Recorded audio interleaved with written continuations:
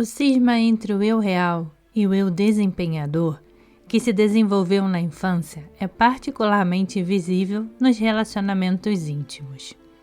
Sentimentos e emoções sempre parecerão incompatíveis com o trabalho. Ou a gente fica sem fazer nada, tomada pelas emoções, ou a gente vai à luta. Por isso é que muita gente diz que as trato mal, que tudo o que me preocupa é a produção, e não o que elas sentem. Isso é verdade de certa forma, porque uso com todo mundo o mesmo padrão que uso comigo mesmo. Por exemplo, foi difícil para mim reconhecer que outras pessoas se tornam mais lentas quando sob pressão, ou que ficam sem rumo se a vida particular não estiver indo bem. Quando tento ficar com os meus pensamentos, é pura confusão. Penso, será que estou com o sentimento certo? Como vou saber a diferença entre meu sentimento verdadeiro e os que minha imagem acha que eu deveria estar sentindo? Quando a gente vive uma vida inteira se adaptando às expectativas dos outros e, de repente, apanha da própria experiência, é um terror. As coisas de que a gente gosta e as coisas que a gente detesta de fato começam a pintar. A gente tenta usar um barômetro diferente para sentir as coisas, e não apenas para ver sua aparência. Ficar centrada na gente mesma e não nas outras pessoas é aterrorizante, porque a gente não tem ideia do que vai encontrar dentro da gente, ou mesmo se há alguém dentro da gente para ser encontrado. 3 são capazes de projetar a imagem de um parceiro íntimo e ao mesmo tempo perceber que estão desempenhando um papel.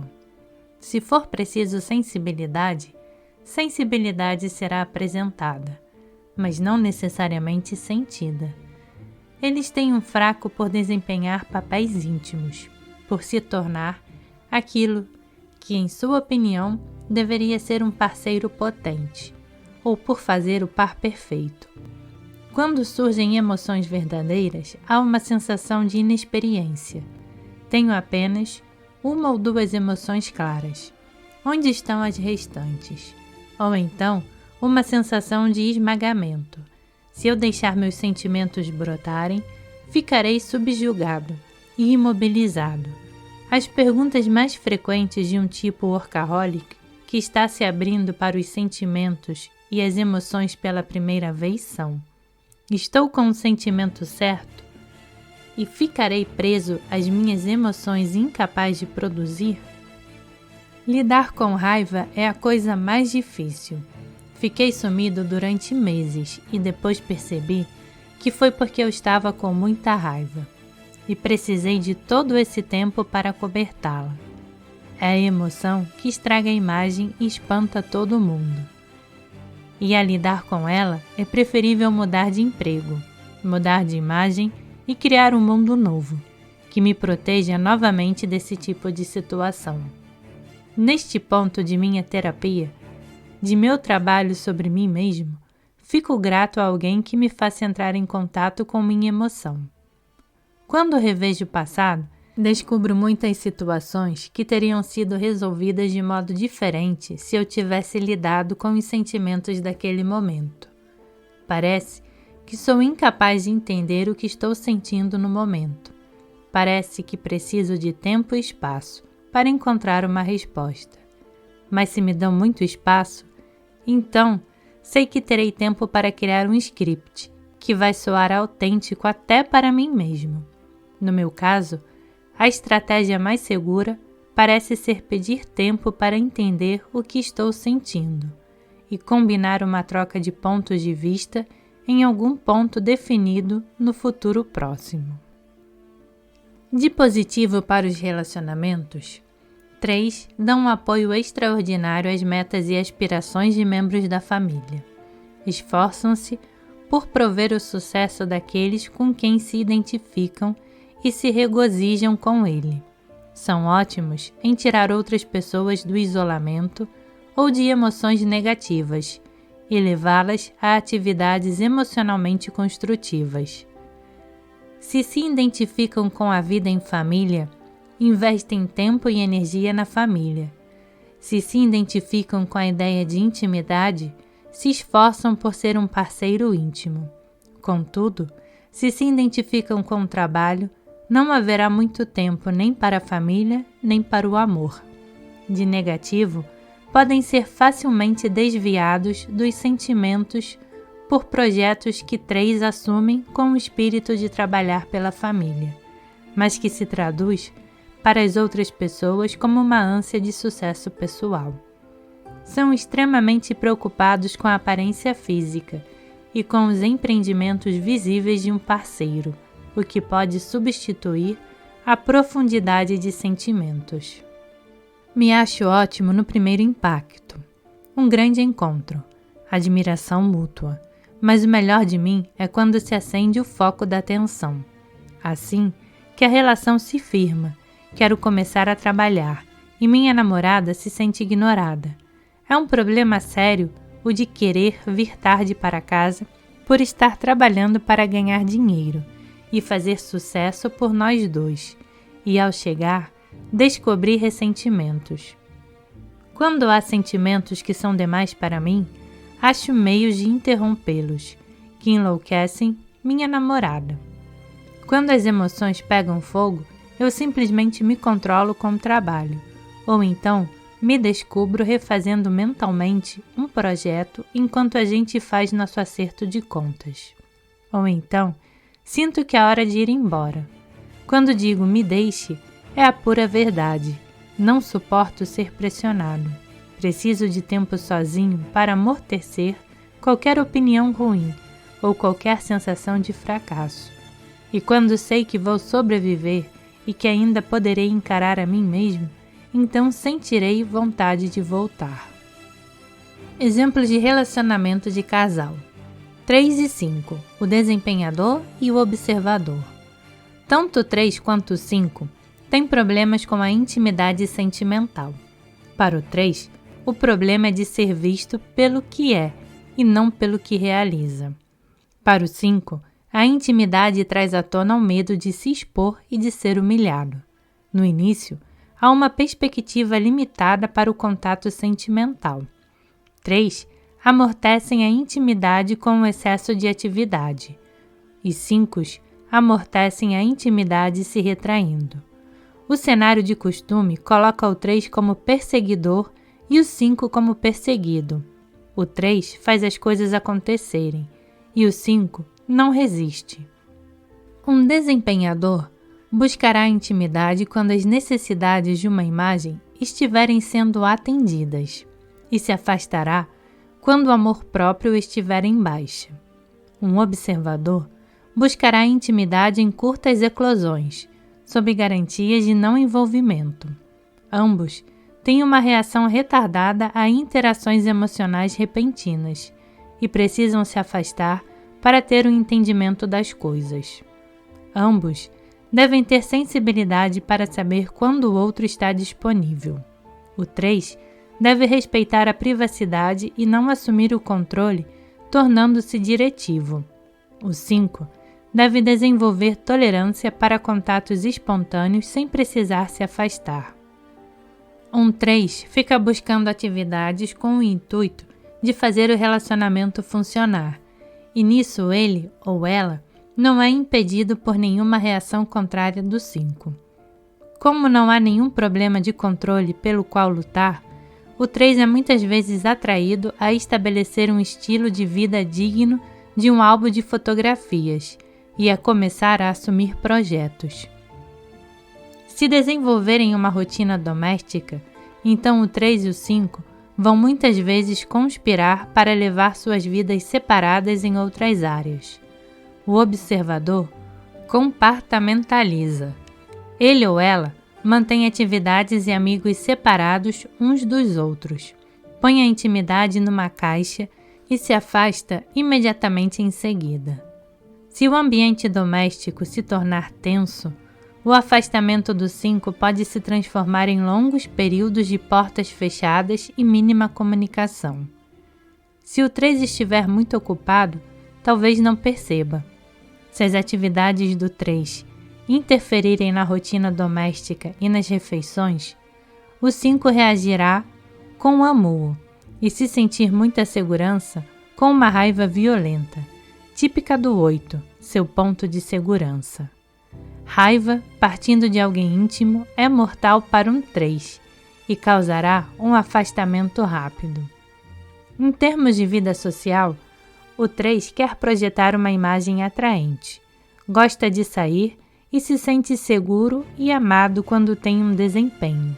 O 5 é mais retraído, gosta de ficar sozinho e não acompanhará o 3 em situações públicas imprevisíveis. O 5 quer conhecer o programa do concerto e saber quem dirá o que a quem. O 3 organizará eventos sociais e ficará à frente deles, muitas vezes cobrindo o 5 em encontros públicos. Uma relação associada a um projeto comum coloca o 5 como pensador invisível que opera através do 3 por controle remoto. O desempenhador faz todo o contato público, negocia os acordos e faz relatórios de andamento pelo telefone ao observador, que nunca saiu de casa. Relacionamentos hierárquicos. 3 querem ser a autoridade, sabem priorizar e competir bem e desfrutam o reconhecimento do sucesso. O mais comum é competirem por um ganho pessoal, por exemplo. Eles talvez criem estratégias para assumir a liderança de um grupo.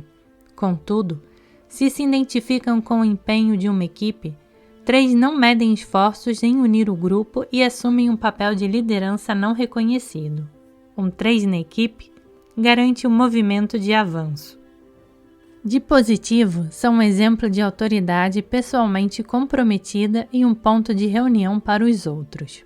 São capazes de oferecer compromisso irrestrito para com a tarefa e otimismo quanto ao sucesso futuro. Passam diretamente da ideia para a ação e estão dispostos a aceitar outras autoridades com visões opostas. 3 sabem se mover com rapidez em meio a interações difíceis, com uma postura do tipo "da próxima vez a gente conserta", e sabem dar apoio aos outros, quando estes partem para posições de exposição e de alto risco, sem ficar atolados em medos premonitórios. De negativo, para as interações hierárquicas, 3 tendem a assumir o controle trabalhando em oposição às autoridades existentes.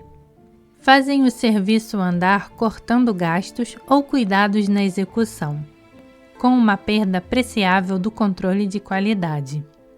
A probabilidade de autopromoção exagerada, ou de uma tendência de se relacionar com os outros através de um papel profissional mais do que através dos sentimentos. Minha imagem fala com suas credenciais. 3 e 6, o desempenhador e o advogado do diabo.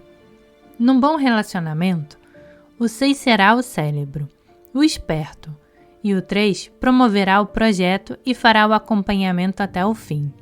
Se o 6 puder lançar a ideia e aperfeiçoar os planos, dando plena expansão ao seu hábito de advogado do diabo, de questionar e identificar falhas ocultas, então o 3 estará na posição perfeita para promover um produto ético e de bases sólidas. Se o 6 se sentir respeitado por suas ideias, então o 3 poderá desfrutar a maior parte da apresentação e da notoriedade públicas. Entretanto, se o 6 se sentir ignorado, surgirão suspeitas sobre uma tomada do poder pelo 3. O 6 vai admitir como certo que o 3 percebe quando uma apresentação é fraudulenta ou exagerada, e vai suspeitar que o 3, deliberadamente, trama obter vantagens pessoais, em vez de agir para o bem comum. Isso coloca o 6 numa posição de vítima, e o 6 pode então buscar aliados sem que o 3 saiba. O 3 estará concentrado em alcançar os objetivos por quaisquer meios necessários e ignorará as preocupações do 6. Uma vez concentrado numa meta, o 3 tem suas emoções suspensas, e ele ou ela é insensível ao que os colaboradores estejam sentindo. Um 3 é tão identificado com a imagem composta pelas melhores características de uma autoridade bem-sucedida que ele ou ela não percebe que os outros estão ficando exaustos. O 3 ignora comentários negativos, interpreta o questionamento do 6 como interferência e tenta assumir o controle.